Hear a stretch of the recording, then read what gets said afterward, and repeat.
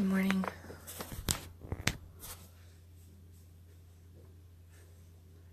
Children are coming downstairs. Good morning, everybody. So, today, happy Friday, by the way. Happy Friday.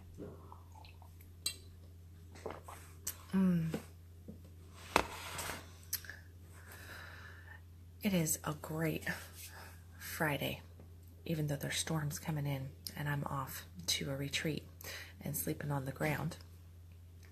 It's going to be a wonderful Friday. I'm actually very excited about the weekend. Just a little getaway, a little time, new experiences, being able to share, to educate, to teach over the weekend. So that's what I'm doing this weekend. And Addison Bell's going to be helping me out, so that's awesome. So a little bit of girls' time too. A lot of good sharing and just connection stuff with different people. And this weekend we're going to be around a lot of people that we're going to Beltane. Got the opportunity to speak at Beltane this year thanks to a friend. And in truth, it's not. I'm kind of walking into a whole area that I'm not overly familiar with. I have education around, I have some past knowledge on, but it's not a massive amount of knowledge in this one department. So I feel very privileged to be able to share where my knowledge is at with a group of people that that I'm going to be experiencing and learning as well. So it's kind of getting into that alignment of no holdbacks, which is basically what I want to talk to everybody about today, is the no holdbacks. Because, I think we get so caught up on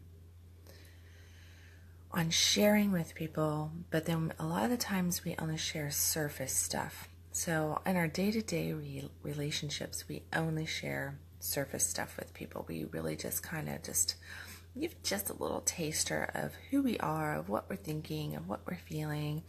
We want to be politically, societally correct on everything because, oh my goodness, what if we are perceived wrong? What if people are judging us, blah, blah, blah. All right, FYI, everybody's judging us. Anyway, that's just part of human nature, judgment.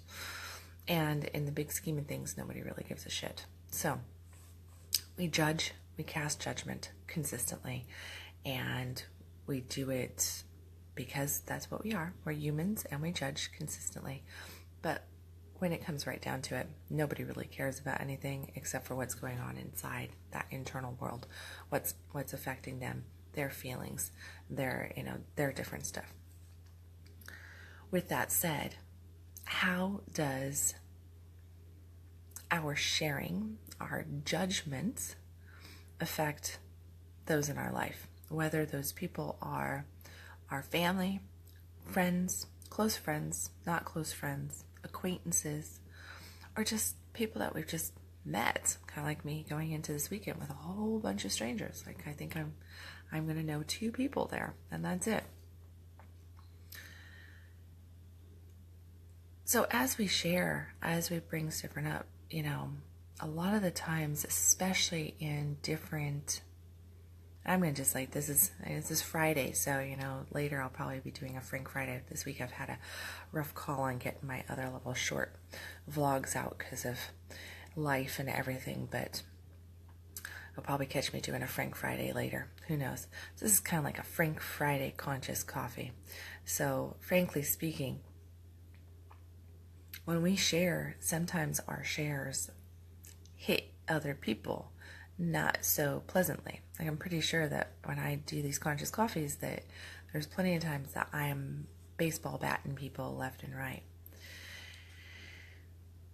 But due to fear, due to concern, due to, I guess we pretend that we're all psychic sometimes, and we make these judgments in our thinking, in our feeling of how something is going to be perceived. So we think that we know how somebody else is going to perceive something. And I tell you what, I am definitely not, I am not off the hook on this. I am guilty of doing this, of being concerned about if I share the truth, if I share the feeling, then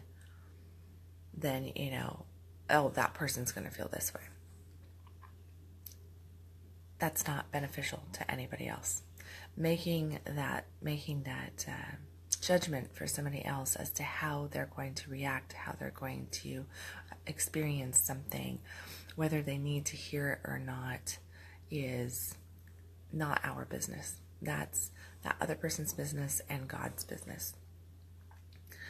So, on this Frank Friday Conscious Morning, as I go into the realm of psychics and people speaking, words from spirit, from God, different belief structures and everything like that. And yes, I am speaking to every belief structure out there because I have come across this in numerous beliefs. So whether you are a strong, hardcore Christian and you speak and you feel, you believe in speaking of tongues, you believe in the word of God coming through your minister, through your pastor, whether you believe in psychics, whether you believe in, spirits and angels communicating and doing that, or some astrological chart making, or we can just go on and on and on here with how we humans sometimes receive messages.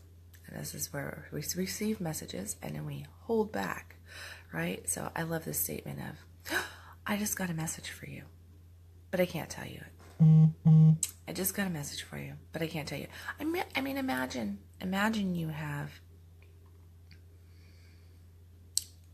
Imagine you're sitting in church and the pastor is standing up in front of a congregation of, I don't know, some 500 people, whatever. He's standing up in front of this congregation of people and he goes, oh, I just got a message for like 5 of you in here. And he just came off of this topic of sharing different stuff. And you're just like, okay, like it's really impactful. You're really getting opened up to it. You're really connecting to it. And he goes, I just had a vision and I just, I have a message for you and you and you and you. And then he goes, but sorry. God just told me, God just confirmed to me that I can't share that with you. When we do things like that, and yeah, I'm picking on a pastor like that because that seems absolutely crazy. Like, that would just not happen, okay? Would not happen. Let's imagine you go to a psychic and you're sitting there with the psychic. And now granted, I actually believe that sometimes messages come through and people don't share the messages, but they don't verbalize it. I'm talking about the verbalization of saying, I have something for you, but I'm not giving it to you. When we do anything like that, so like if you're at it, let's say, stay on topic here. So like, I did the pastor, so now let's say you're sitting down and you're at a psychic's, or you're whatever, getting something done like that. I don't know. And this person who is a reader says, ooh, yeah, oh, oh, yes, yep, but I can't tell you that. Well, that's very interesting, but I can't tell you that. That's very interesting, I can't tell you that. Or let's just say you're out at a convention.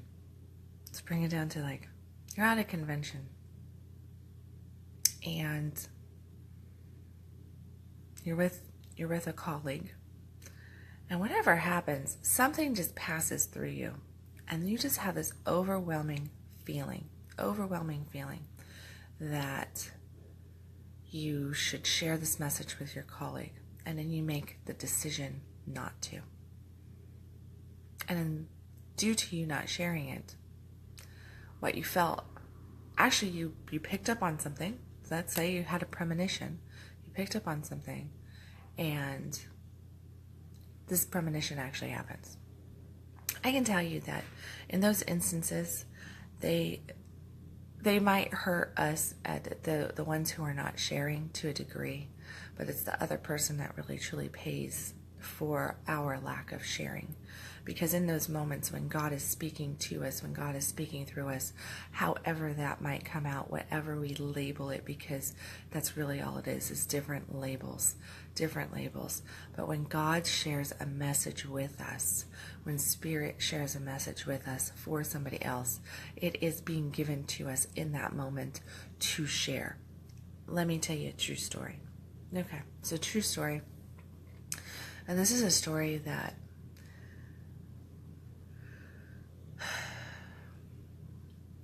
I really am regretful of not sharing, for having the fear to share what came through on this Easter Sunday a couple years ago. So, a couple years ago, I was out at a friend's property with my kids, and we were doing an Easter egg hunt. We were, all this good stuff, and having a blast. There was probably like 35 of us out there. Just good fun, good family times. And I was out there with all my kids, so I had all seven of my kids with me, and my eldest daughter was sitting next to me, and we're sitting there, and we're enjoying a beer, and we're talking. And this woman that I knew, she was standing up by the food, and she had her dog, because we, everybody brought their animals and stuff, so she had her dog, and she's playing with her dog and everything. Now she's this like early 30s woman, pretty nurse,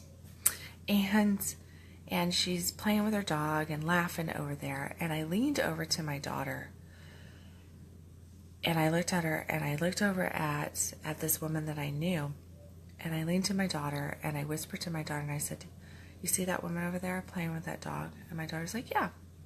And I said, "That's a dead woman walking." Now, a random thing to say to my 18-year-old kid at the time. And I said, "That's a dead woman walking." And my daughter goes, "What are you talking about, Mom?" I'm like, "Why would you say that?" And I looked at the woman, and we're going to call her Mary. It's not her name, but we're going to call her Mary so I can have a name. So I looked at Mary, and I said, "Yeah, that's a dead woman walking." And Sam, my daughter, she's like, "Well, Mom, why are you saying that?" And I said, "I don't know. I'm sitting here, and she seems very gray to me, and she just looked like a corpse standing there." Now, here's a woman that's actually in pretty good health. I mean, she had different things going on. She had some health challenges, some different stuff. Nothing to that level that should cause me to say that. She was married, happily married, had a decent marriage. They went and they did things. He was madly in love with her. He still is today. And I just looked at her, and she just looked like a corpse standing there. And I felt so much pain in my heart in that moment. And I felt like I needed to go, and I just needed to say something to her, and I didn't know what to say. And Lord, I did not want to be perceived as the crazy woman who just walks up and says, blah, blah, blah, blah, blah, for no reason, just as a random message. But I felt comfortable enough to share with my child, my daughter, who's like a really great friend of mine too. And I shared with her that, "Hey, that's a dead woman walking." And Sam's like, "Well, what do you mean?" I said, "I give her maximum 2 years. 2 years. I'm telling you, mark my words." So I'm telling you this because I don't know why. Maybe I need confirmation when this happens that, I don't know. I don't know what it is, why I'm sharing with you. But I said, I give her 2 years max. And then we went on, and we had an Easter Sunday, and finished our beers, and we laughed, and we socialized, and I never walked up to Mary and told her anything. I left it. Well, about a week later, I stopped in where my daughter was working, and I was up there with my baby daddy, and we were talking with friends, and Mary's husband was there, and we were having this conversation with Mary's husband. We're talking, and we're like, "Where's Mary at?" And he's like, "Oh, she's at home." I'm like, "Oh, like that." And we're going through things, and he's telling us different stuff, and we're having just a good conversation. Well, the next morning, we found out that Mary had committed suicide. We found out that Mary had committed suicide. She killed herself in their bedroom while he was sitting there talking to me. And that just really, really, like, when I found out, I was like, oh shit. Like, I was given this message. I did not know what to do with it, and I was fearful of the message because I didn't want to be perceived as the crazy woman that felt like she should walk up and give her a hug, felt like she should walk up to Mary and say, you're loved. You're loved. It's going to be okay. You have friends. You have people around you. You're worthy. You can do this. You have so much to give to this world. Like, whatever I could, or just the message of, I don't know, but I just got this message. And whatever it is that is troubling you so much, you can make it through. And please, please don't hurt yourself. Because that was the kind of stuff that was coming through. And I, like, looking back, right, I go, oh man, I shoulda, coulda, woulda. But I held that message from her. And now she's not here. What kind of effect did that have on this world? What kind of effect? I mean, what gifts did she have that she could provide to this world? What kind of healing could she have gotten from hearing something like that coming through from somebody that didn't know what was going on in her internal world, that didn't know, with that message, that strength of like, hey, God hears you. And the message is coming through, yes, a random source, but the message is coming through that you are loved and that you don't need to do this. I got this, it's like, if I had just opened my mouth in that moment, who knows? Could still have panned out exactly the same way, or it could have panned out differently. When we hold those messages, we are holding back often, because this is actually, like, that's one of my lessons, because I have been fearful through the years. I get these little things, and this is like that was like the third time something like that happened, and I was just like, ooh, that was like a dagger in the gut to me, to awaken and start speaking my truth. So now, like, when I'm sitting with a client, if something comes through, I just spew it out. If something comes through to me, I'll text it to somebody randomly. If, like, I'm still working on the whole stranger thing, though. Like, when things come through to strangers, I go, ooh. But when we hold back those messages, we affect other people's lives potentially in severe ways. And we're given those messages for a reason. So now, no matter how much those messages make us feel strange, weird, crazy, doubtful, all this different stuff, when we hold them back, we're doing a disservice to the person and to ourselves, and definitely to God. So if you get a message and you really don't feel like you can say it, the last thing you should be doing is saying, I have a message for you, but I'm not going to tell you. Because here's what that does. When we do that, it's even worse than not. I mean, like, what I did, I didn't tell her. I didn't walk up to her and say, I just got a message about you and I'm not going to tell you about it. That's kind of like the little kid that goes, I got this and you don't get to have it. Nah. All right, well, that's not cool right there. So either you hold it and you deal with the consequences, which I don't suggest you do. But if you speak, I have a message for you. Share the frickin' message. Because that right there is now going to bring up a whole bunch of uncertainty in the person that you just said that to. It's going to bring up a whole bunch of different feelings and negative feelings. You might think that your message will take that person from what you're perceiving, whatever state they're in. Maybe they're in a positive state, and maybe you have something to share that's not so positive. That might bring them down a little bit, and you want to only speak words of goodness, which, bless you for that. That's wonderful. But not all growth is positive, is going to feel positive on the front side. Sometimes the best growth comes from a good, solid baseball bat in our verbalization, in our sharing, okay? So realize that. And sometimes we have to do that. But when we say, I have this message, we're actually causing negative charged energy to expand and grow in the person that we just said that to. So we're not doing them a favor. We're doing them harm by holding back, especially when we verbalize that we have something and then we choose not to. So we're now causing fragmented energy in them and in us, and the message isn't getting passed, and we're not going to, it breaks down our ability to receive other messages, including messages for ourselves, because we're really we get into that fragmented energy.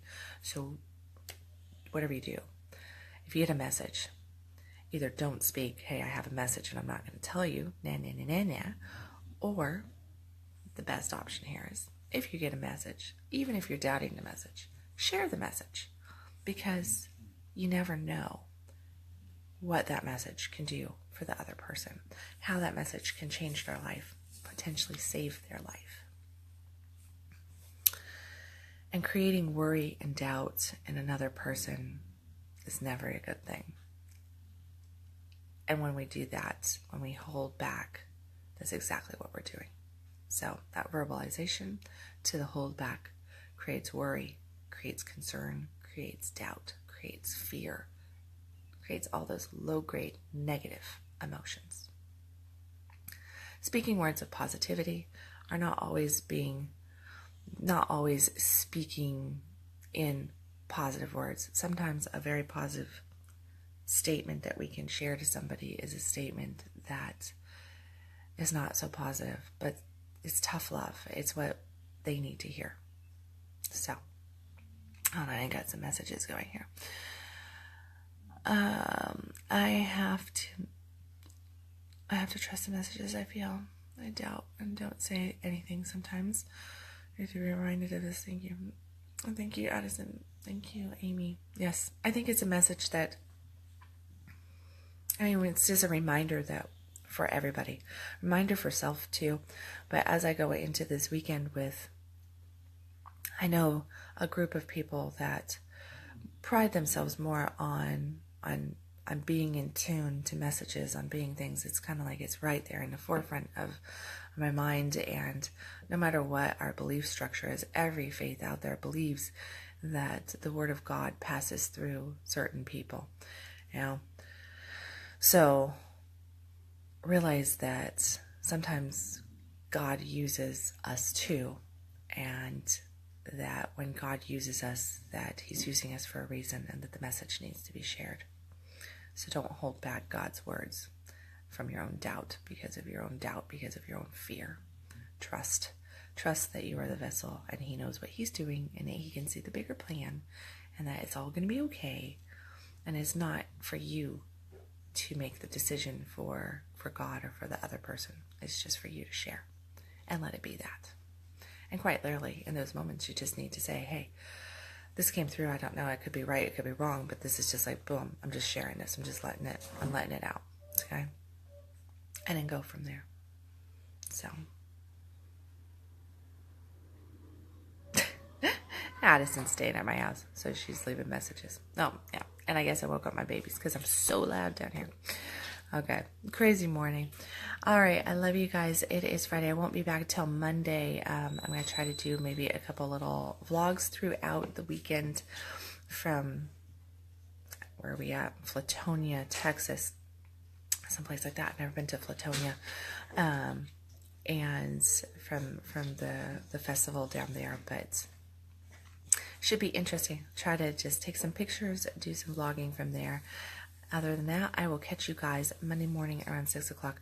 I hope that this message was helpful to a few people. Just a good reminder for a Frank Friday Conscious Coffee for sure. I love you. Make sure that you speak your words of truth. Speak your words from your messages from God, that whatever comes through you. Speak your heart. Let it be felt. Let it be seen. And keep the reminder that it's not your job to make the decisions for anybody else but yourself. Okay. Love you guys. Hit the share button. Catch you Monday.